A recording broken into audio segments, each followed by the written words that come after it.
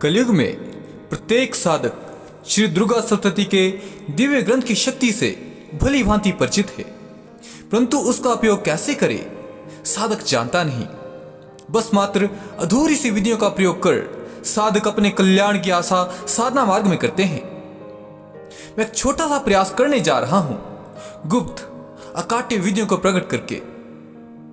आज आपके समक्ष जो विधि प्रकट करने जा रहा हूं, कैसी भी मनोकामना हो वो अवश्य पूर्ण होगी, परंतु विधियों में साधकगण कोई छेड़छाड़ ना करे। जिस प्रकार की प्रदर्शित विधि मैं कर रहा हूं वैसे ही उसका अनुसरण करे। यह प्रयोग आपको श्री दुर्गा सप्तती के साथ 9 दीपकों का समन्वय करके करना है। यह प्रयोग तीक्ष्ण है, शीघ्र प्रभाव दिखाता है। इस विधि का वर्णन चिदंबर रहस्य में आता है।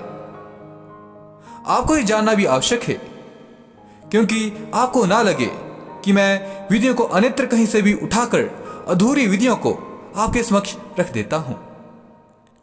जो कार्य लाखों प्रयास करके हजारों तरह की साधना करने से भी ना बन रहा हो, तो एक बार यह प्रयोग अवश्य कर ले। इसके लिए साधक नवरात्रि का चयन किसी भी माह की कृष्ण पक्ष की अष्टमी, नवमी अथवा चतुर्दशी से आरंभ कर सकता है। साधक को चाहिए प्रातः काल नित्य क्रिया से निवृत्त होकर केले के खंभों से तोरण की पताका इत्यादि लगाकर अलंकृत मंडप बनाएं। इस बात को लेकर चिंतित न हो कि यह मंडप कैसे बनाना है।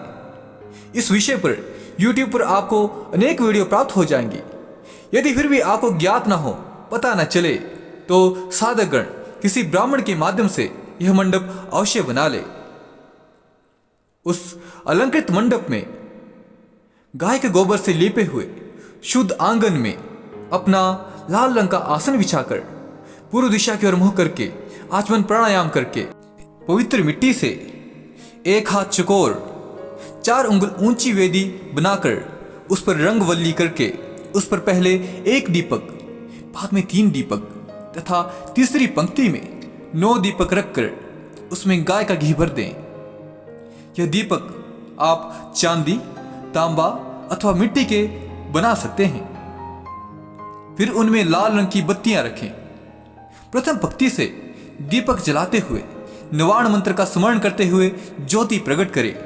तदनंतर उन दीपकों में प्रथम अध्याय से 13वें अध्याय तक देवताओं का आवाहन कर स्क्रीन पर प्रदर्शित किए जा रहे मंत्र द्वारा आवाहित देवताओं की विधिवत पूजा करें।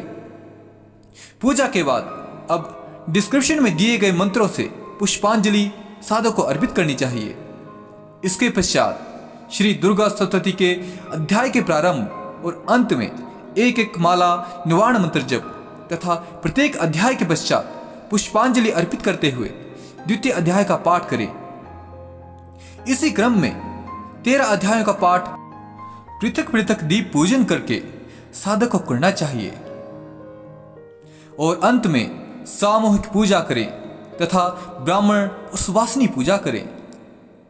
साधक यदि भगवती कृपा प्राप्त करना चाहता है तो साधक को प्रातः काल पाठ करना चाहिए। यदि कोई विशेष कार्य संपन्न साधक करना चाहता है विशेष कामना की पूर्ति हेतु, तो साधक को सायंकाल में पाठ करना चाहिए। यदि साधक महान कर्म की सिद्धि करना चाहता है तो 40 दिन, मध्यम कार्य की सिद्धि के लिए 24 दिन तथा सामान्य कार्य की सिद्धि के लिए 12 दिन पाठ करे। ऐसा करने से सभी प्रकार के मनोरथ पूर्ण होते हैं तथा जिस कार्य की सिद्धि के लिए पाठ किया जाता है वह अवश्य ही पूर्ण होता है।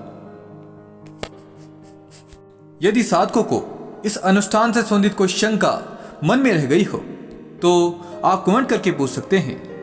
और यदि आपने अभी तक हमारे टेलीग्राम चैनल को ज्वाइन नहीं किया है तो डिस्क्रिप्शन बॉक्स में दिए गए लिंक के माध्यम से आप उसे अवश्य ज्वाइन कर सकते हैं।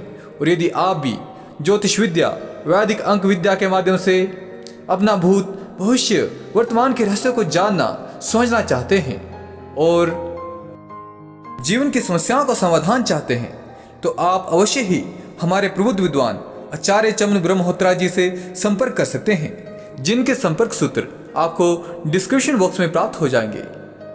इसके साथ ही मैं अपने शब्दों को विराम देता हूं। जय मां आदिशक्ति।